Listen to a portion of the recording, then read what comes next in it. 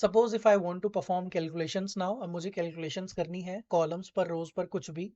तो उसके लिए पहले तो आपको कुछ इंपोर्ट करना है from PySpark dot SQL dot functions.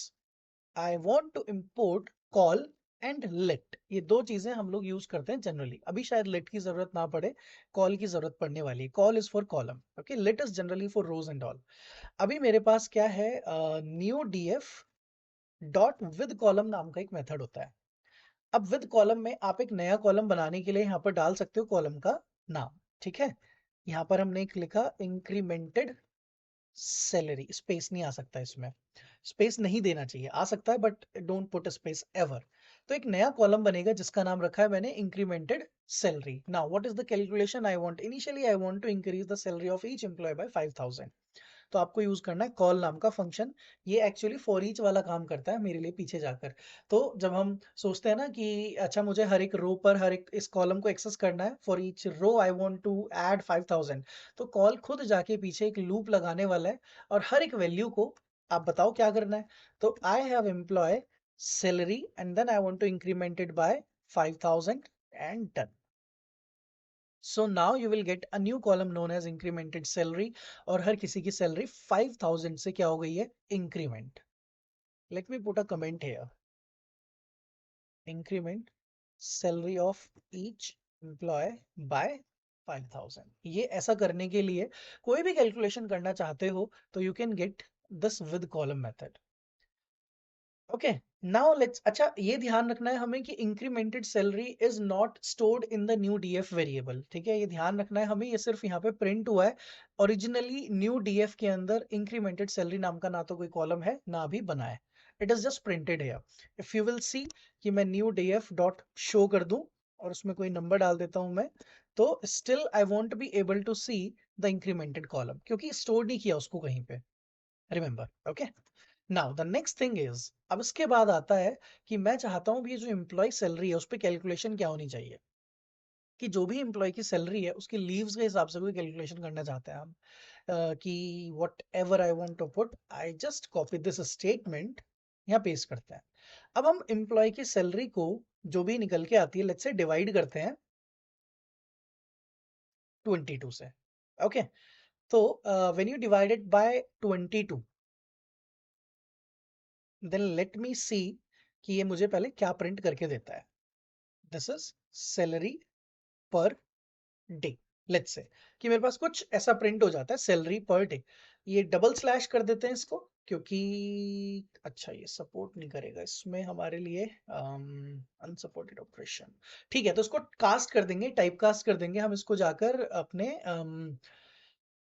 Int type में। अभी बाय डिफॉल्ट क्योंकि डिवाइड किया है तो वो मुझे इस तरीके से वैल्यू दे देता है। So what I will do, I will type cast it.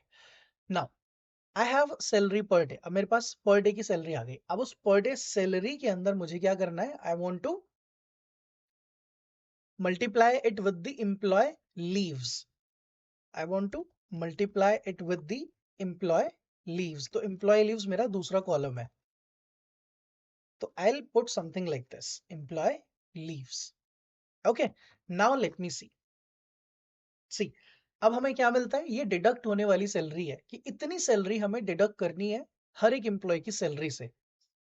तो अब आप क्या करोगे, finally employee salary minus this, so you will get कि मेरी इस महीने की जो सैलरी है ना वो इतनी आने वाली है।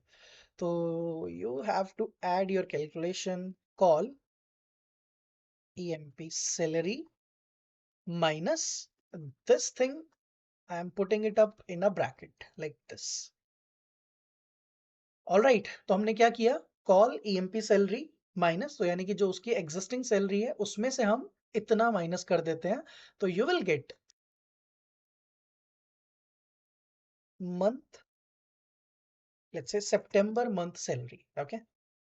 तो ऐसे करके अपने पास एक सितंबर की सैलरी आ जाती है कि भाई देखो आपकी सैलरी इतनी है लेकिन आपने इतनी लीव्स ली हैं तो आपका इतना बनता है इस महीने का। सो द पॉइंट इज कि this is how you can perform calculations, this is what I want to try to show you कि आप छोटी छोटी चीजें करते हो perfect, but what if I have to implement the calculations on the data frames, so this is how we do the calculations. And final thing I want to add is कि इसका data type change करके integer करो। तो I will simply put one thing कि जो भी आपका ये डेटा बनता है तो just put one thing at the end, cast. अपने पास एक प्रीडिफाइंड मेथड है जिसका नाम है कास्ट। कास्ट के अंदर इंटीजर पास करो, it will work for you. तो let me do one thing. हमने कॉल emp सैलरी यहाँ पे बनाया ना। एक्चुअली इसको चाहे तो इसी लाइन में भी कर सकते हैं, but let me do one thing. एक वेरिएबल लेते हैं temp df। in temp df I am storing this data frame. Okay, now in temp df I will typecast it. So I will write here temp df dot with column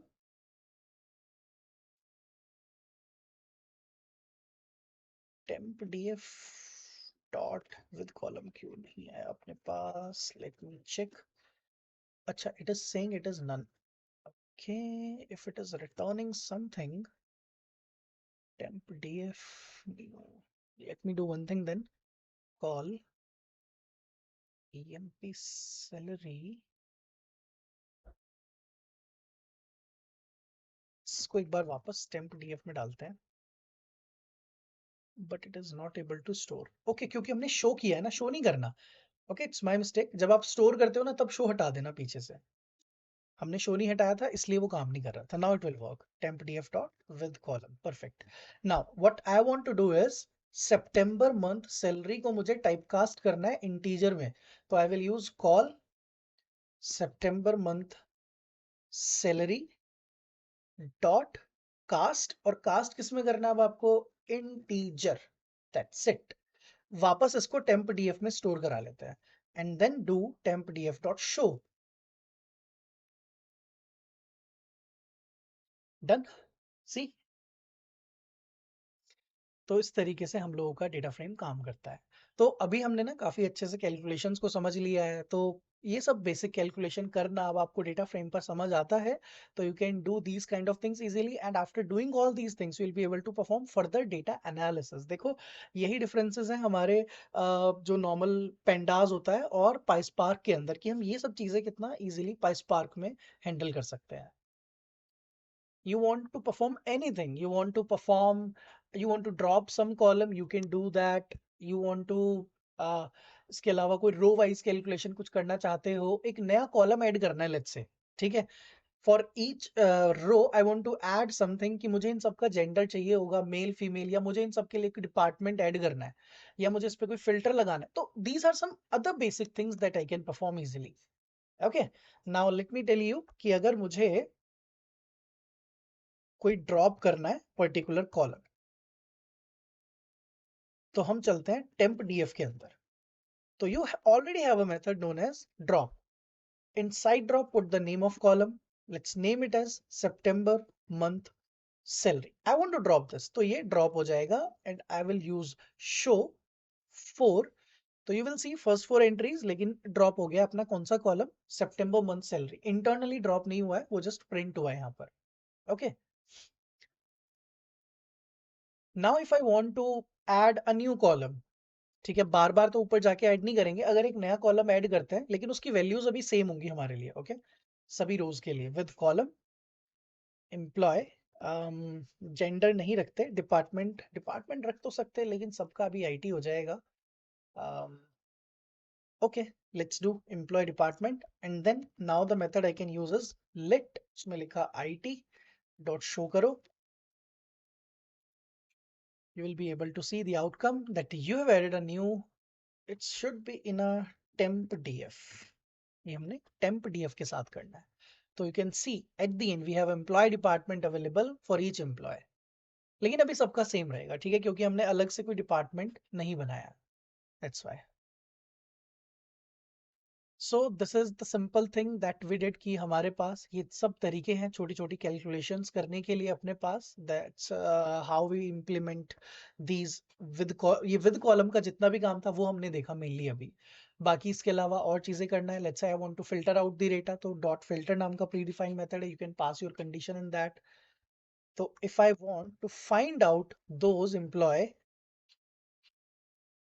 जिसकी salary 50 let's say 1 lakh above है, या 50-60,000 above है, whatever the condition is, तो I will put temp df डॉट emp salary greater than or equals to 60,000 उनको show करना चाहते हो आप. So it will print the employees जिनकी सैलरी 60,000 या above है. Okay, this is how you can filter out the data. If you want to perform sorting करने के लिए क्या करना है मुझे? We already have a predefined method for sort, that is dot sort. Sorting करनी है, dot sort कर सकते हो. Put the name of column, किसके according sorting करनी है? Employee name के according sorting करनी है. तो by default alphabetical order में sorting हो जाती है. You can put the name of column. आपने बोला नहीं descending order में करना है, तो you can do in descending order. Just put here dot DESC for descending. Okay, it will be sorted in descending order. One final method we want to see is group by. एक और method जिसको checkout करते हैं group by, another popular method, useful method.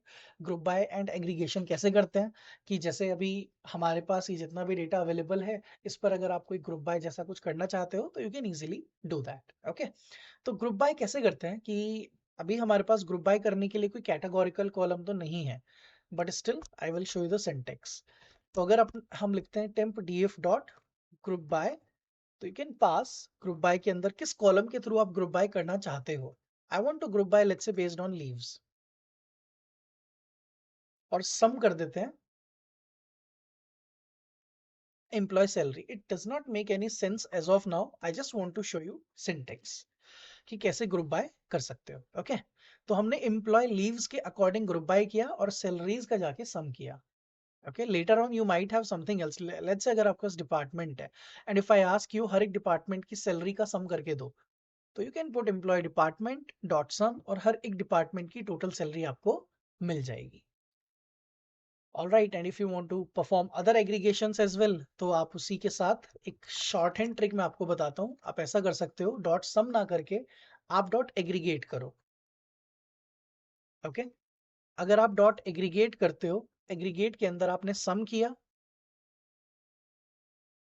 Then you can do comma sum. Sum नहीं, इस बार max निकालते हैं ना, employ salary then minimum employ salary. These are the aggregation functions. तो जब एग्रीगेशन फंक्शंस यूज करते हैं तो इस तरीके से यूज किए जाते हैं, बट उनको पहले इंपोर्ट करना पड़ेगा. From PySpark dot SQL dot functions import sum average min max count. तो मेजरली हमारे ये 5 एग्रीगेट फंक्शंस होते हैं. ओके, तो उन सभी को जाकर मैं यहाँ पर लिख देता हूँ. Now let's see the output. हमने शो नहीं किया इसलिए कुछ आउटपुट में नजर नहीं आया. तो व्हाट यू विल गेट, तो based on the leave of employee will get the sum of salary, maximum salary, minimum salary, average salary. तो एक ही बार में जितने भी एग्रीगेट फंक्शन थे वो सब आप लगा कर आ गए हो. अब एक लास्ट इसमें ऐड कर देते हैं. जब आप सम करते हो सैलरी का, मिन मैक्स निकालते हो, तो नाम बड़ा अजीब है. वो जैसा आपने लिखा वैसा ही आ गया. तो you can rename it using alias. कि इसका नाम क्या रखना चाहते हैं? इसका नाम रखना चाहते हैं salary, let's say total salary. And this is how you can do for all other functions. तो आपने क्या यूज करना है? Alias. And then you will be able to see the name of the column is changed on runtime. Okay, so this is how we can use the aggregate function group by and other functions like sorting, filter. So this is about the basics of PySpark functions.